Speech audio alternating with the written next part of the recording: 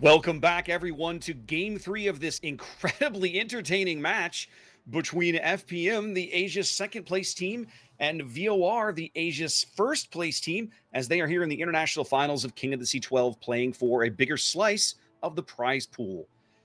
Starting with the North spawn here in green, FPM coming to the dance with Conqueror, Kremlin, Des Moines, Venezia, and Stalingrad, fronted by Daring, and once again, we see the Triple Marceau. Yeah, once again, they're together, and down the other end for VOR, we've got Ohio, Kremlin, Venezia, double Moskva, and then 4 destroyers with triple Marceau again, and the Shima. So once again, we're going to see these 2 triple Marceau divisions bombing around the map together in little groups. And once again, hopefully they'll come across each other at some point and we'll see some action. I made the joke yesterday about singing La Marseillaise and having it buzzing in my head, and I just can't get it out of my head today, Stats. It's just still there. Yeah, it was somewhat more poetic with a French team running it, but I'll settle for a team running it. I know that Chrysantos is not a massive fan of this comp, but I have to say, it does produce quite a lot of action, so I'm all for it. It is absolutely entertaining to watch, right? If nothing else, right? It certainly may not necessarily be fun to play against. It's certainly challenging to play against, right? Because I think you and I have both had the misfortune to run into teams built in this fashion in clan battles, for example. Yeah, but it's very hard to do as well. I mean, we tried to run in Throw. We tried to run that division of the as many destroyers as you can, basically, and the skill needed to put the destroyers in together and rotate them out as they take damage. It's actually really quite tricky. So, and you will notice these teams, as the front Marceau gets damaged, they will try and rotate it to the back and put a more healthy ship at the front. Very quickly now, we see Renegade Shimakaze bag B, middle of the board, going to VOR here very early as the Marceau Wolf Packet A does its thing. VOR will start ticking up a couple of caps here, as the overwhelming majority of FPM's force is at the C cap. They have 7 ships on this flank, leaving behind only a Kremlin and a Venezia. That's Kanhana and a new player we haven't seen yet. That's Imanka, I guess is how you would say that, to kind of hold back things over on the A flank. Yeah, indeed. That's going to cause some rotation to happen. So FPM obviously are going to push into C, maybe through C. We'll see whether they stop there and try and contest B, or whether they continue to push Dark Temple and Yanaya off the C cap. And then, of course, the other end, rotating in the same direction, you've got the VOR triple Marceau division coming up and probably about to start raining fire down on the Venezia of FPM. FPM already kind of starting to wheel a bit here at the C cap, bringing in Coconier's Daring, trailed by at least one. Actually, they got all 3 Marceaus now trailing him into this cap, just to make sure that if Coconier spots something, they're available to deal with it. I thought they were going to turn Runis' Stalingrad straight down the 5 line here, but instead they're going to snuggle him up to this island here, kind of with his guns pointed to the east. His radar will still cover the B cap in case they need it. I suspect we've just seen VOR's Marceaus that I've had on camera just do a complete 180, and I think the reason for that is that they didn't know where the Daring was, and they were just checking, is the Daring coming down the 1 line? And it wasn't, so they've turned around and they are going to head straight back to B. Yeah, if you're going to, I mean, I say that VOR is taking a bit of a risk. It's not a huge risk because of the spotting advantage the Shimakaze holds over every opposing destroyer. But by running just any destroyer off by itself with these wolf packs roaming the board, it can be very risky.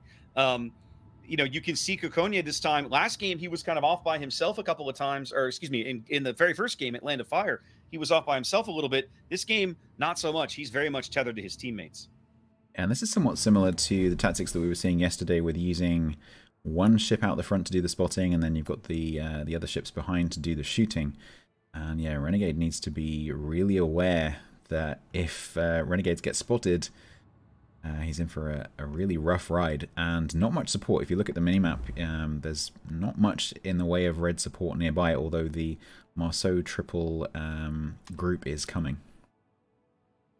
Things are going to start to heat up in the middle of the board here very quickly. 5 minutes gone. VOR working a small lead as FPM now holds a cap advantage. They're starting to close that gap a little bit.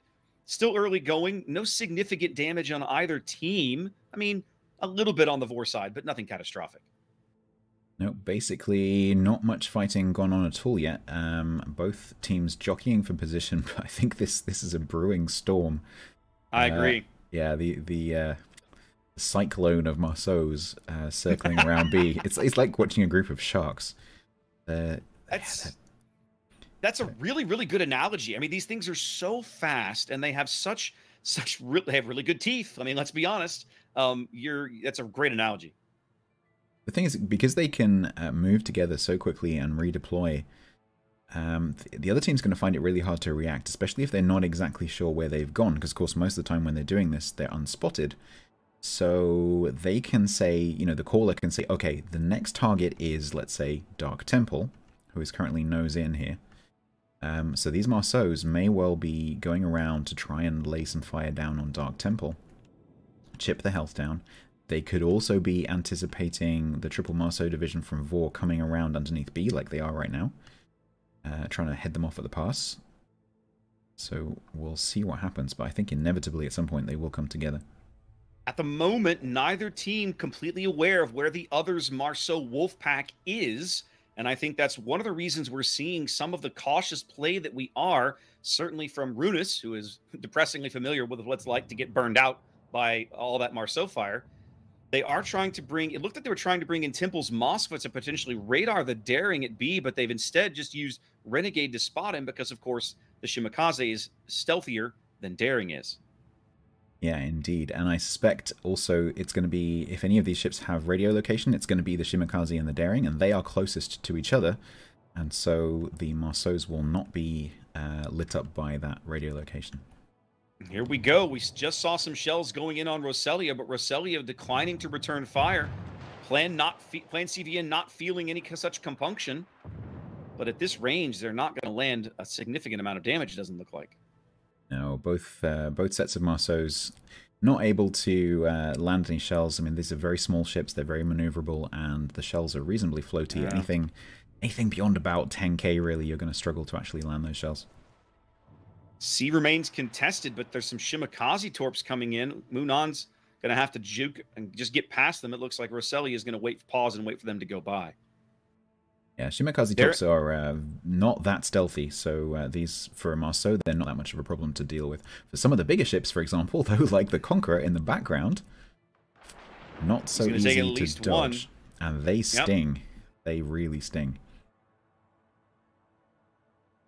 Those Japanese 610mm torpedoes definitely leave a mark. Netzia and Kremlin from VOR have gone all the way down the 10 line and are starting to rotate underneath the sea cap now. I think they will be looking for an angle. I'm wondering whether maybe they will start to focus the Stalingrad. I think the FPM Marceau group was there to try and, as you said, stop Force Runus from coming under too much fire. But I think the Venezia is moving up to do exactly that and try and get some fire in on Forced. They got eyes on Roselia again, but they put a torpedo into Renegade Shimakaze, takes a Daring torpedo in the stern. A minute ago, it looked like Renegade was kind of hung out to dry. The Marceaus were over on the 8 line, and it was just Renegade, and I thought, man, now's the time to try and push these Marceaus in and try to hunt him down, but that did not occur, and now he's got plenty of support nearby. You certainly can't take that risk at the moment, but Okonye knows he landed one, and he's pretty confident he landed it on that Shimakaze. And now they know exactly where Renegade is sitting. They're going to be able to keep just pushing torpedoes towards that corner. And it's partly luck, because obviously the dispersion of the torpedoes within the spread is going to be slightly random. But eventually, you're going to create a gap like this one that's kind of hard to dodge. But Renegade, obviously a very experienced destroyer player, is able to keep it calm, just put on the throttle, little bit of turn, and you're out of the way. That's going to allow FPM to tick up a few extra points off the B cap they haven't been getting. The game is almost half over, and we're about to basically be even on points. Small lead change in the near future, unless Renegade can get back on the cap, and he will, but it's going to happen after FPM takes over the points lead. And when you have a match that's this close in a... when you have a game that's this close in a match that's this close, every point tick matters, because you can win on, one tick. and we have actually seen that before in King of the Sea. Renegade's going to have to be... Ooh. There is a gap which is... Oh, okay, never mind. They didn't quite have range. Marceau, 9-kilometer range. Daring's will definitely be in range, no question at all. But I think Renegade has wisely moved over a little bit. Can you see he's gone over about 1 kilometer across the cap just to make sure that they're not pushing torpedoes right towards him? He's spotted. Yes. Yep, they changed his position as Runus is finally going to put up his radar so they can get some shell damage into Renegade. It's not going to be catastrophic. He'll probably take 3,000 or 4,000 damage before he can sneak out of range, and he's finally off the detection there. But it does tell them that Aruha's Marceau is headed towards the cap. That's going to give them a chance to beat him up a little bit as well. Marcelli are actually taking some return fire there from YBB and Classic Noun, taking about the same amount of damage as Renegade. You can really feel that both teams are really aware of the fact that these destroyer groups can really put out some damage. Because, you know, as eager as they are to do damage to the enemy, they also don't want to get caught themselves. Runus coming out from behind his protection. He's now out here where at least 2 of the Marceaus can have their way with him if he wants. At the moment, Munan's Marceau and Runus have both been throwing HE at Dark Temple's Moskva. That seems to be the play for them at the moment. Yeah, I think FPM trying to break this deadlock here by moving Forced Runus over. Not sure I like this play, if I'm honest. It is risky. That does open Forced Runus up to being radared and basically be perma-spotted in front of a lot more ships than the previous position. Now, something else we might not really have talked about much, but if you look in the back at Best Naomi's Ohio and Noob's Conqueror, they're both getting kind of low as well. I mean, there's still 8 minutes to play, but 30,000 damage is you know, starting to get a little dicey on that for a battleship. Yeah, A has been trading shots back and forth between the Kremlin, the Venezia, and the Ohio and the Moskva. Obviously, Best Naomi coming under more of that focus fire. I feel like FPM's moving Runus up here is a mistake. They're going to lose him here in probably less than the next 60 seconds. Well, it looks like it's going to be a trade with Naomi. Or 5. You think so? No, Naomi's sure. running. Naomi's running a heal. I say he's got his heal up, but Runus is going to go out the next few shells that land on him. There Dark it is. Temple also coming under a lot of fire here. I'm trying to keep an eye on both Naomi and Temple at the same time. FPM retains control of the B-Cap, but they go down a ship. And honestly, it feels like a ship they didn't have to lose. Yeah, potentially. It is also opening up. You can see in the background there, Yanaya and Niebieski in the Venezia moving up now that the Stalingrad is gone. They are continuing to harass and beat the crap out of Temple. They do get Temple. The big kill. They need those points. Renegade laying a smokescreen for Naomi to try and get that escape, but the heal is already run. AP from the Kremlin.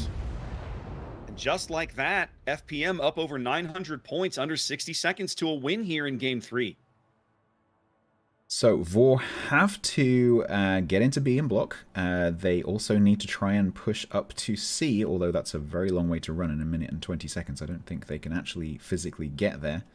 So they're going to be relying on kills here. Oh, Aruha and Roselia now both getting very low here. Lots of focus fire going in on Aruha, but Roselia under 1,000 now, going out here on at least a couple of fires. Oh, points FPM can't afford to lose. Yep, so you can see here the lower health Marceau being rotated out under fire. Aruha running away on 4,800 with Classic Noun and YBB staying in the fight. 908. Konya under focus fire here. He's a little bit of smoke giving Plan CV a bit of a breather. Plan's gonna have to con his ship carefully. He can't afford to T-bone there. He's got torpedoes coming in. He's good to go. They're pulling YBB out. That's going to leave FPM in control of the B-Cap. And once again, we're 60 seconds from an FPM win. But with one cap ticking, all FPM need to do is just preserve their health. CVN-18 is very healthy compared to the VOR Marceaus on the other side. The Conqueror strikes as they burn out the Venezia way over on the 10 line. And once again, still taking up a cap. They keep pushing Classic Noun back. So now we're only 9 seconds. Classic can get back and lengthen it, but I don't think it's going to matter. FPM should win this game. Points ticking on one cap. That's going to be 3 ticks now. 1 tick. And that's going to be an FPM victory. Indeed. Don't forget, this is a best of 3 series. Sorry, I keep saying best of 3. This is a best of 5 series. It's the first 2-3. So that is not over. We will be coming back for at least one more game as FPM fight to win and VOR fight not to go out and try and level it up 2-2. Let's see if we can get, come on VOR, let's see if we can get a 2-2. That would be great, and we can go to a 2-2 grand final. That'd be amazing. And now back to Prague while they set up for game number 4.